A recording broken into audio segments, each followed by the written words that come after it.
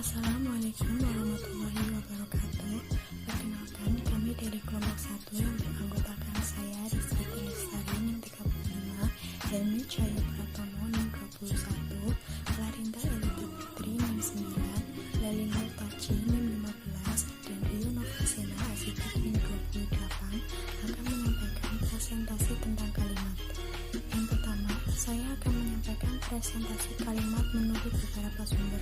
Sumber yang pertama menurut Tata Bahasa Baku Indonesia yang menyatakan bahwa kalimat merupakan satuan gramatikal terbesar yang mengandung predikat dan mengungkapkan sebuah pikiran. Dalam wujud lisan, kalimat ditandai oleh intonasi akhir. Dan yang kedua, kalimat menurut Depdiknas, kalimat adalah bagian ucapan yang didahului dan diakhiri senyapan, sedangkan intonasinya menunjukkan bahwa bagian ucapan itu sudah lengkap. Kalimat diucapkan dalam bentuk kata-kata tidak mendatar, melainkan sertai tekanan-tekanan kata, senyapan di tengah dan akhir. Dan terakhir, menurut buku Sintaksis Bahasa Indonesia, kalimat merupakan suatu bahasa yang secara relatif berdiri sendiri, mempunyai pola intonasi final, dan secara aktual maupun potensial terdiri dari klausa. Saya Helmi Cahyo Pratomo Kuncoro Adi akan melanjutkan slide yang selanjutnya. Jenis kalimat menurut kajiannya. Yang pertama, kalimat inti dan kalimat non-inti. Yang kedua, kalimat tunggal dan kalimat majemuk. Yang ketiga, kalimat verbal dan kalimat non-verbal. Yang keempat, kalimat mayor dan kalimat minor.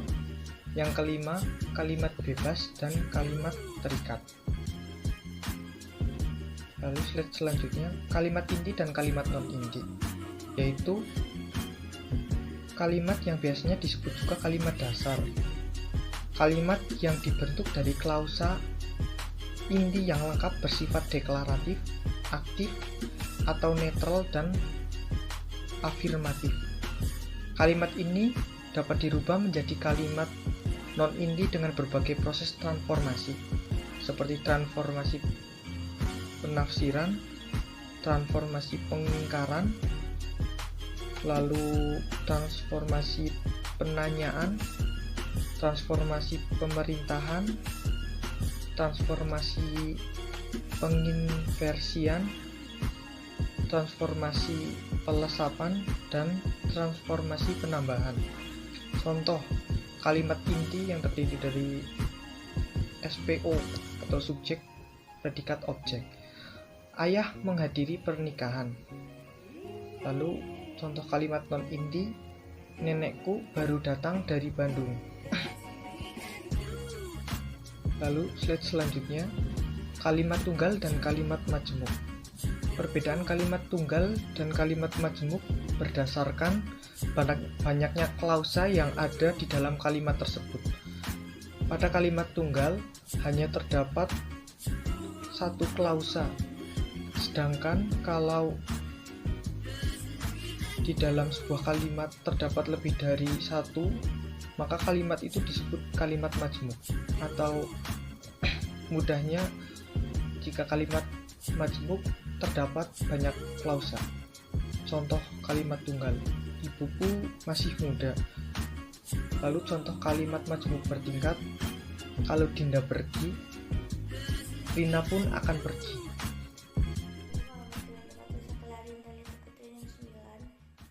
Kalimat mayor dan kalimat minor. Kalimat mayor yaitu kalau klausanya lengkap, sekurang-kurangnya memiliki unsur subjek dan predikat.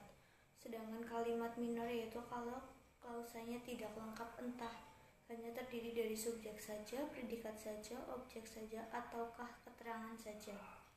Contoh kalimat mayor, saya membeli sayuran di pasar. Sedangkan kalimat minor, mati 1 tumbuh 1000. 4. Kalimat verbal dan non-verbal. Kalimat verbal yaitu kalimat yang dibentuk dari klausa verbal atau kalimat yang predikatnya berupa kata atau frasa yang berkategorikan verbal. Sedangkan kalimat non-verbal yaitu Kalimat yang predikatnya bukan kata atau frasa verbal, bisa nominal, adjektival, adverbial, atau juga numeralia. Contoh kalimat verbal, ibuku pergi ke pasar setiap hari. Kalimat nonverbal, ibuku tidak pergi ke pasar setiap hari. 5. Kalimat bebas dan kalimat terikat. Kalimat bebas adalah kalimat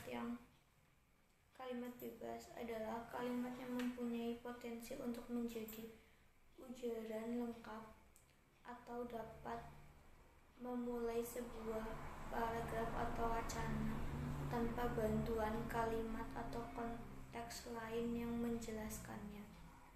Sedangkan kalimat terikat adalah kalimat yang tidak dapat berdiri sendiri sebagai ujaran lengkap atau menjadi pembuka paragraf atau wacana tanpa bantuan konteks.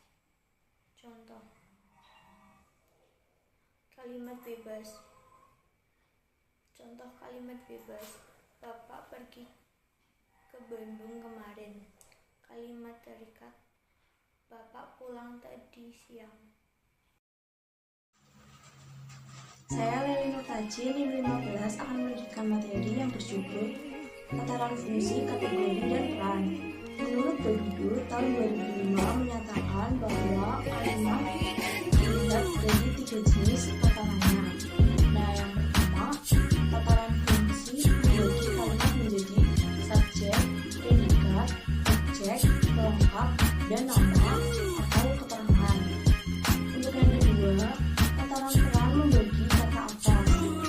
Jenis perilaku penderita, penerima, penyerta, lengkap, waktu, pergantian, penghubung, rangkai, dan seruan. Nah, yang ketiga adalah tataran kategori membagi komparatif, alat kalimat, atas, kelas kata, yakni kata benda, kata kerja, kata sifat, kata adverbial, kata ganti, kata bilangan, nama, konjungsi, nama seruan, dan kata sandang. Nah, untuk materi selanjutnya adalah alat-alat sintaksis.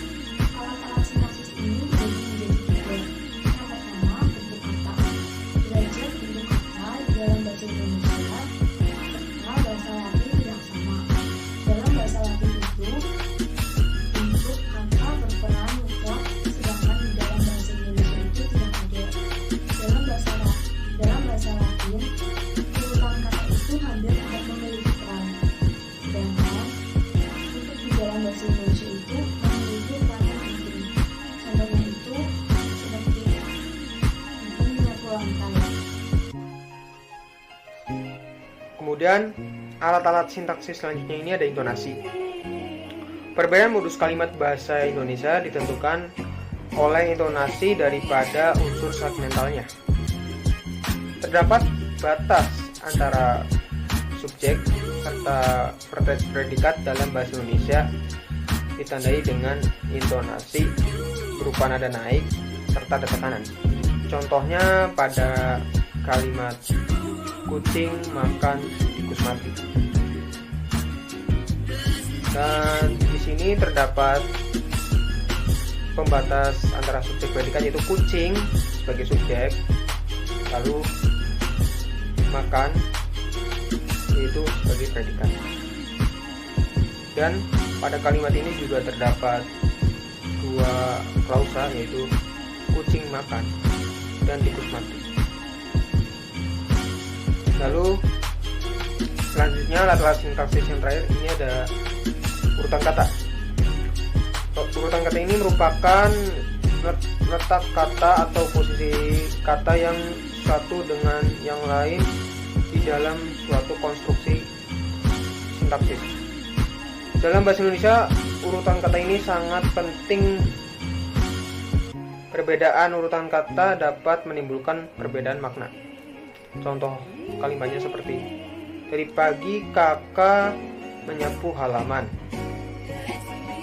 Lalu kalimat ini bisa berubah menjadi kakak menyapu halaman tadi pagi. Sekian presentasi dari kelompok 1. Wassalamualaikum warahmatullahi wabarakatuh.